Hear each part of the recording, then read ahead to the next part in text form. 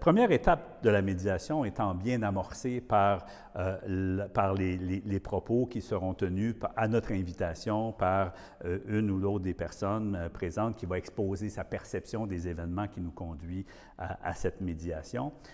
Il n'est pas rare que ce soit le médiateur qui soit plus actif dans cette première étape. Pourquoi?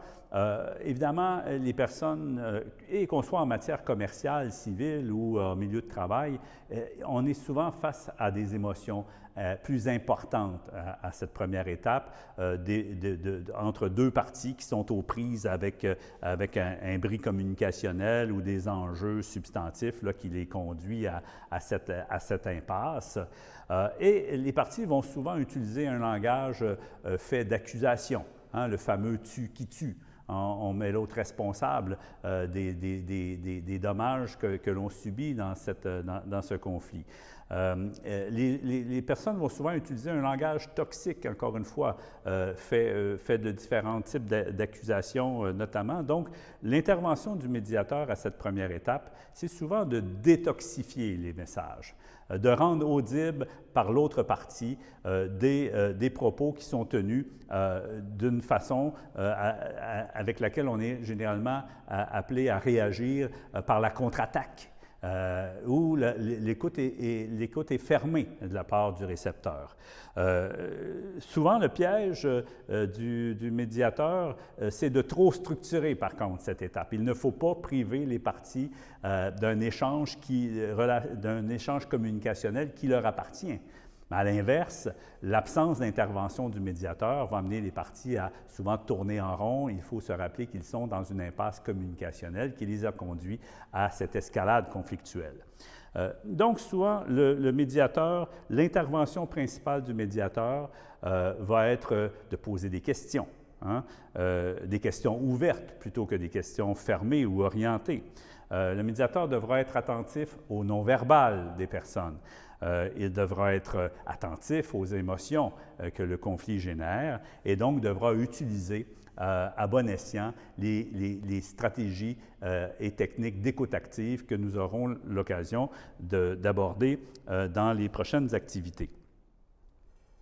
Parmi les principales techniques d'écoute active que le médiateur va utiliser à l'étape 1, notons la reformulation et le reflet.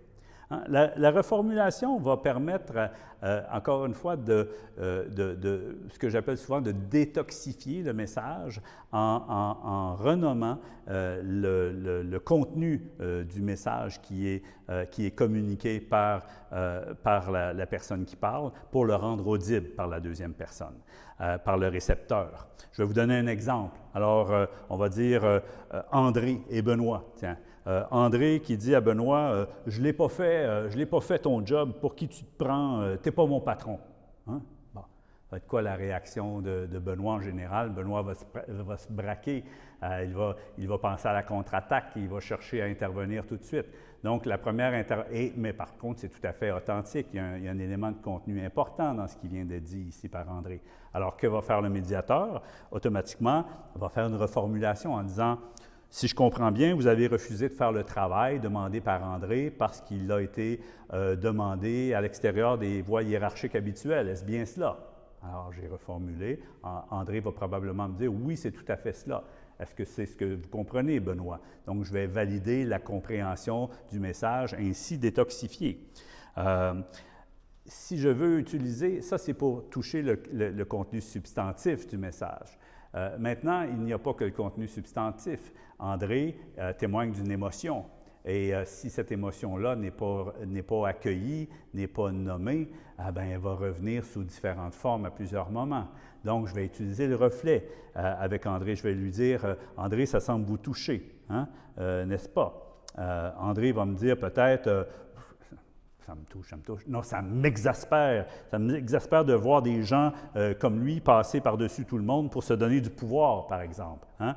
Donc, je vais accueillir son sentiment, qui est certainement légitime, en lui disant « Je comprends que ça vous exaspère. Hein? » Donc, je vais utiliser, si je sous-estime, et l'étoile des sentiments que vous avez ici à l'écran est un bon outil pour faire le reflet. Hein? Si j'avais dit, André, vous semblez ennuyé de cette situation, André, André m'aurait peut-être répondu, non, non, je suis fâché, je suis écœuré, je suis furieux de cette situation. Donc, j'aurais sous-estimé l'émotion.